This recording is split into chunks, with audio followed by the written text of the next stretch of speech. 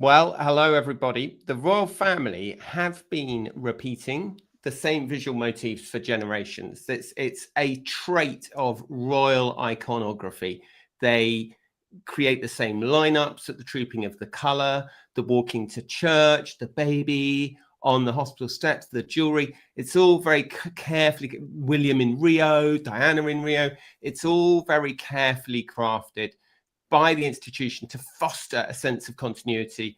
These images, I mean, the official sort of explanation for it is that these images give the public reassurance that the institution endures even as the cast list changes. But, and it's a big but, Meghan, her increasingly deliberate channeling of Diana does feel a bit different. And I have to say, it's starting to give some people a bit of an ick. And amongst those people it's giving Nick, I think it would be fair to say is my incredible guest today, Paula Froelich at PFro73. Paula, this is something you've been observing for a couple of months now, right? How could you not? It's so studied and it's so obvious and it's so weird. It's almost like this weird edible play on Harry. So I don't know, for those Americans who didn't get sent to boarding school at age 7, it has a profound effect on many young men. And having lived in London, I remember being like, oh God, the kids who were sent away when they were kids to boarding schools usually think of women as either Madonna mother figure or a whore.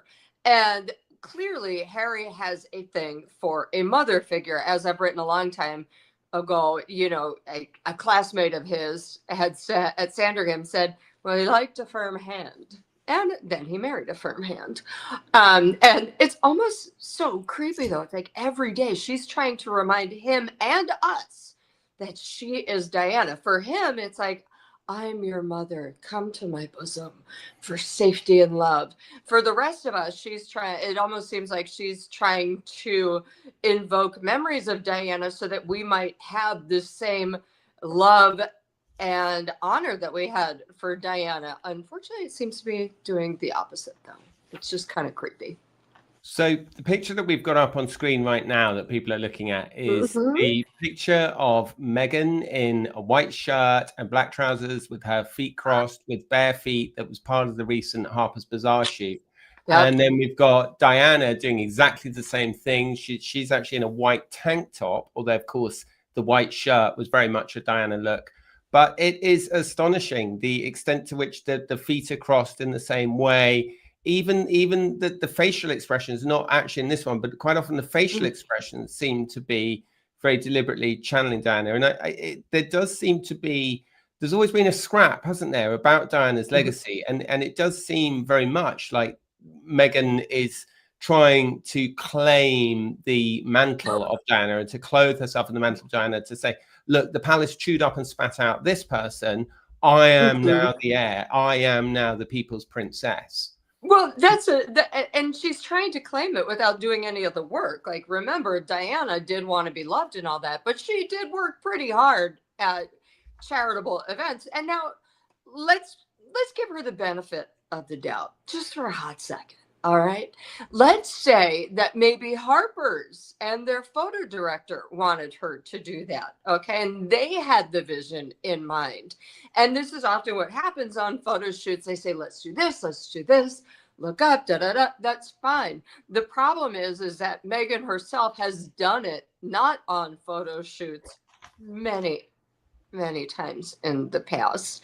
And it's also gotten to the point where you're just like, what are they going to do? Like, blag a free trip to India next so that she can like have a spat with Harry and just sit alone in front of the Taj looking up?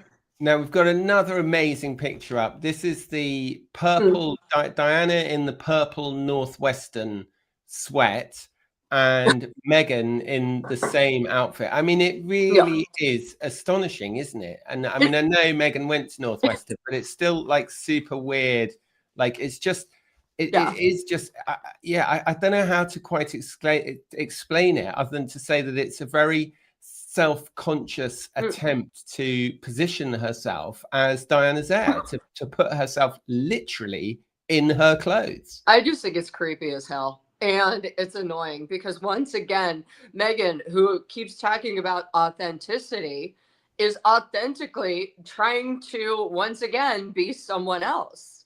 And again, we've talked about this before, Tom, about how in every interview, everything she does, she talks about being authentic, or authenticity, or hating being forced to feel inauthentic by wearing nude hose. But, and again, in this Harper's thing, she once again blags on about authenticity. And you're just like, again, what are you, authentically just an actress trying to become your husband's mother? This is creepy. Nobody really knows who you are, including the probably one last friend you might have from Northwestern still kind of hanging on. I mean, it's just, there's just been so much going on this week. It's really super weird. And that Harper's article was a humdinger. Like, first of all, it was refried beans. All right. Once again, she was, and I quote, free to tell her story. I mean, girl's been free for a long time. And she's free to tell the same old story about, writing to the soap company and all this other stuff. And you're just like, enough. We've heard all this before. We've done all this before, And I mean, she even retreads some of the same things she told Emily Chang in Bloomberg. And it's a lot. It's just getting old. And I think we're just kind of sick of it. But not to mention, the biggest gong was that not just when she entered the room of her friend's gorgeous townhouse, but the house manager announced as Meghan, Duchess of Sussex, to no one except for the reporter. And that also happened in front of a bunch of tween girls. So I noticed that. It's bonkers. A bunch of underprivileged tween girls. For some reason, she's meeting them at the La Brea tar pits. I don't know why. She arrives on a golf course and his golf cart and is once again announced as Meghan, Duchess of Sussex, to a bunch of tween girls before I love you guys so much, and then bolts off for the much more comfortable climbs of the Beverly Hills Hotel. But it does make you wonder, like, does she force people to do this? Like when she goes to Starbucks and they go, name please, she goes, Meghan, Duchess of Sussex. So that they must force out, like, Meghan, Duchess of Sussex, venti latte. Oh my. Like, what the hell is going on here? She tried to portray herself just this American who likes jeans and I hug and I do all this. Well, sorry, girl, you look like you really don't ever want to ditch that title. So much so that you don't even have an HRH. You still, Meghan, Duchess of Sussex. Paula, I think this is such a good idea. I think you need to go down to Starbucks in, nice big Starbucks in Central Park. And I think when they ask for your name, you need to say Meghan, Duchess of Sussex, and you need to film it for your Instagram at pfro, which is the one of my favorite destinations on Instagram. I think it would be a brilliant skit. But can I just say another thing? Okay. Like, I know plenty of people with titles, right? And they would all be absolutely mortified if they were ever referred to by their title kind of more than once. Now, the first time that you meet somebody or you're introduced to somebody, especially someone older, they might say, look, this is my father, Lord so-and-so, or this is my father, the Duke of whatever, or this is my mother, Lady, what have you. But very quickly, in any kind of normal British setting, the conversation would quickly become, don't be ridiculous, call me X, Y, or Z. And people in the UK who insist on being referred to by their titles are very much mocked and derided and thought to be very self-important. But the idea that an American citizen is doing this on American soil with a title that it's not that she was born to title, that she was given 6 years ago by an institution that she has spent a lot of energy running down and saying how terrible it is and how racist they are and how awful they are. It just defies belief. But anyway, I don't want to get too distracted by that, because we've all read that article, and it is absolutely astonishing, isn't it? It is astonishing. My recommendation for everyone is take a gummy, wait about 25 minutes, and then do an interpretive performance for your friends or your dog, in my case. It really went down well. Doug is talking to me right now. We'll move on. It's really wild, isn't it? Okay, so this whole thing of like dressing like Diana, of performing like Diana, of showing up like Diana, and there's been a long battle, not amongst Harry and William about Diana's legacy. And it was really interesting, actually. This week there was a interview with Patrick Jefferson, who was Diana's PPS, Diana's last personal private secretary, in which he talked about how he was lied to by Martin Bashir, who gave him all these fake bank statements, gave Diana all these fake bank statements to make it look like he was selling her out. He's a really interesting guy, actually, Patrick Jefferson. And what I found so interesting about his interview was that he kind of said that that by Diana doing that interview and having the security taken away and going to Paris and everything that sort of flowed from that, both William and Harry, as well as the world and the nation, had this person taken away from them.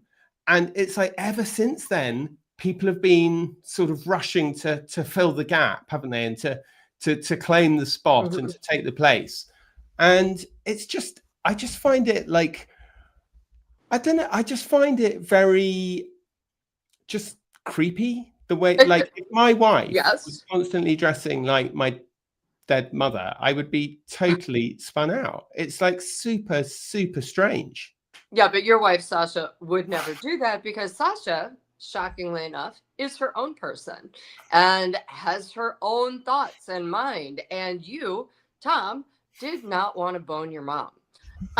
Whereas Harry, it seems the Oedipus complex is just out of control. Like, can you imagine what that bedroom is like?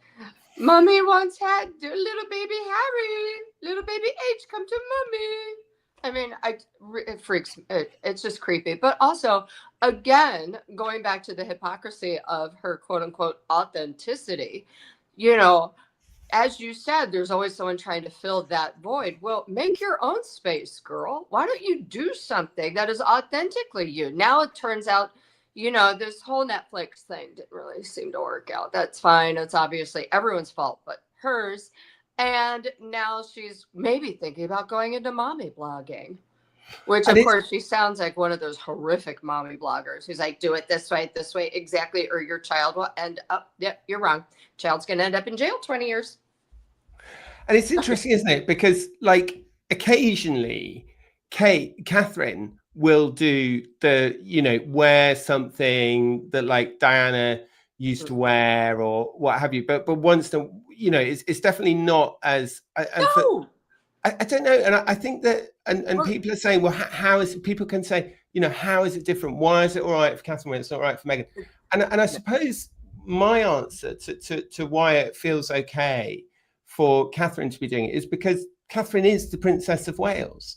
So there's a kind of, and I think, to be fair, it's also done much less in your face. It's not kind of done over multiple pages of Harper's Bazaar.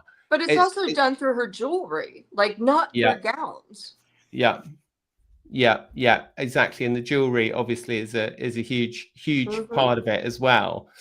And I think that what also you see over and over again with Diana is that, of course, Diana's whole sort of style of this, like, slow, she started off as like this sort of Sloaney girl wearing these sort of really square things with like big, everything was kind of square, and this whole term, the Sloane Ranger, was almost invented for Diana, and it became a motif of the 80s in the UK, and that whole sort of posh Diana Sloane girl look.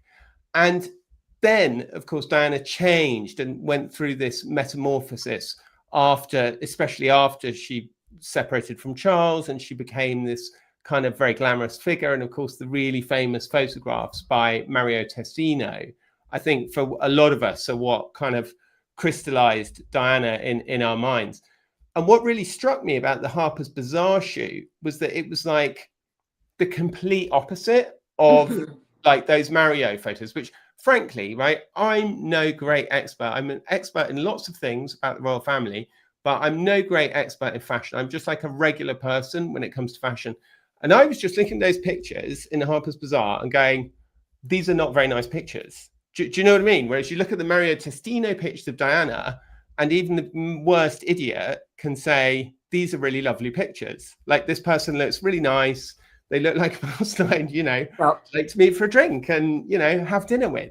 Like Meghan, in those photos in Harper's Bazaar, they're so sort of art house, and they're so like, I'm going to pare everything back and be trendy and not wash my hair. Yeah. And, I'm going to pull an Alicia Keys and my feet out. And like, I don't really want to see your feet, Meghan. I mean, I'm sorry. Like, I mean, I know that you have lovely feet, but I don't want to see them. Like, yeah, but the feet are a point of contention for her. Because remember, in a couple of interviews, she's like, I like to show my authenticity by opening the door when somebody comes to my home. I'm just barefoot with an apron on, you know. So it's kind of it's very ham-handed kind of driving it home, and you're like, I didn't mind the bare feet that much. Me, the cover was just blurg, did her no favors. But really what did it for me was the interview, because the interview was just rehashed boring crap, and the only thing in there that we learned was that she loves to have her title announced to underprivileged girls and empty rooms. No, it was super weird. It was super weird. The whole interview was super weird. Okay, there was another really, really weird bit in the interview where she says that Harry she is a great sounding board for her because he reads different media to what she does. And I was looking at this and I was going, what does this mean? What does this mean? Anyway, it was explained to me that what it means is it's a bit of a dig at it's a reference to the fact of Harry. Oh yes, and of course he loves me so boldly, fully, and also has a different respect because he sees hand media on heart that I while wouldn't. She says it. With her hand on her heart, exactly, with her hand on her heart. And I think it's really like weird. Like, that seems to me like, was that a dig at Harry because like she's above social media? You know, she doesn't read social media allegedly. She doesn't read the newspapers, like all this kind of stuff. And it just like, I don't know, it felt to me like like a domestic argument. It felt like they were having a domestic argument, and half of it had ended up in the pages of Harper's Bazaar or something. It was so the whole. And it's funny because I have to say, when I first read the interview and I read the headline, I thought, oh my God, this is just another sycophantic piece about Meghan. But actually, when I read it again, and I read it a couple of times, actually, it's a really, really, she's actually a brilliant writer, Caitlin Greenidge. She's won like maybe not the Penn Book Award, but she won one of the very major book awards. She's the features director of Harper's Bazaar. And it's actually a really intelligent piece of writing, because it just, as you read it, again, you realize that she's actually left open, and I'm sure plenty of more intelligent people got it the first time, but there's these sort of fissures left open, these sort of gaps in the phrases left open. And rather than her saying, isn't it ridiculous how Meghan announces herself, she allows us to draw that conclusion for ourselves. No, you're right. And it's pretty savage, actually. Like, to include that stuff is pretty harsh, because, as you know, like, a lot of negotiation goes into landing these people, whether it's for a TV show or whether it's for a magazine or what have you. You know, a lot of negotiation goes into it, and it's pretty harsh to you know, to turn them over like that. It's not harsh. Yes, it was harsh, but it was not. I don't think it was harsh because it actually happened. I think it was genius and brilliant that she put in the details that made us get record scratch on that Yeah, whole damn thing, yeah, yeah, But it was yeah, also what I also took away. So it turns out that Upper East Side townhouse that she was staying in, the gorgeous one with the glass elevator, was her neighbor, Victoria Jackson, who's a yeah, 70-year-old woman who, Meghan and Harry just think of as godmother. She lets them ride their jet, all this stuff. And it really struck me as like a Andrew Mountbatten Fergie move, yeah, Andrew Mountbatten, Windsor, and Fergie, who would get millions of dollars from friends. Now they got the cash. Meghan and Harry, mind you, she just loaned me her jet to go to Paris. Well, that's $250,000. That is a gift with a big price tag. She loaned me her Upper East Side townhouse. That is a 10,000. No, I'm sorry, I take it back. It's a $25,000 a night deal. So it's also a little bit of shades of Andrew and Fergie going on for me and the house manager came included. These are big gifts. Just like Andrew and Fergie had loans that were never repaid, making them gifts. It puts at this point, you better hope Victoria Jackson doesn't have any Epstein skeletons in her closet, but it's also kind of like, it's just not what the royal family does. It's not what I do, for Christ's sake. yeah. I'm not borrowing your jet unless you're coming on it with me. That's ridiculous. That would be way too much of a favor. That it's gross. Yeah. And interestingly, so because I know we want to talk about, as you were saying, it's been a sort of mad busy week. So there's been a couple of other stories that are going on. So actually, we've only got about half an hour today. So we've only got about, can you believe it? We've only 6 got more minutes left. A few minutes left. So just some of the other stories that have been going on this week that I've been reporting on. So that Daily Telegraph interview with Patrick Jefferson was really interesting. And it was particularly interesting, I thought, because it seemed to me one of the first times that the Daily Telegraph, not a noted Republican outlook, it would be fair to say, came out and said what has been very obvious to a lot of people for another while, which is that King Charles has made this absolutely astonishing mess of his reign so far. And this is what she said. She said that she noted quote, the declining popularity of the royals, particularly among younger generations. In 2025, only 41% of 18 to 24-year-olds believe the monarchy is good for the country, compared with 81% over 65. And then Jefferson says, and I think this is I think he's absolutely spot on. And this is why I've always thought he's a brilliant commentator. This is what he says. I think that when all the history books are written about this period, there will be criticism for those who have been responsible for the management of the royal brand, of the royal institution generally. There's been a succession of poor decisions, and there isn't space for many more. So I think that is one very important point, that he's saying that the royal brand has been managed very badly by the king and his advisors and his press office and the people and his spinners. And I would absolutely agree with him. And I think it is the Queen basically handed him a perfect porcelain bowl 3 years ago. I disagree. And no, she handed him a cracked porcelain bowl, and the cracks were all Andrew. But the cracks, but look, there's always been cracks, but the cracks were, adequately concealed. Unfortunately, the cracks have now become very obvious. And I disagree with this thing that the whole Andrew thing is her fault. It's not her fault. She had made a settlement with Andrew that the public in general supported when she died. And it was Charles who made this idiotic decision to bring him back into public life. And I have no idea why the hell Charles thought that the first move of his reign would be for Prince Andrew, whose association with Epstein was well known by then, to be given a major ceremonial role at the funeral, I have no idea why he invited Andrew to Sandringham at Christmas that first year. In fact, I do know why, and I know exactly why, but I just think that he was very foolish to it. He did it because it was for his own vanity and his own sense that he wanted to be King Charles the Healer, King Charles the Convener, King Charles the Merciful, King Charles who brought the whole royal family back together. But as you observe, Paula, the bowl that he was handed was very cracked. And by trying to sort of put the cracked bowl under the spotlight, if you like, to extend the metaphor perhaps further than it should be extended, the bowl literally fell apart in front of all our eyes. But I think it was very much Charles's fault for bringing Andrew back at Christmas.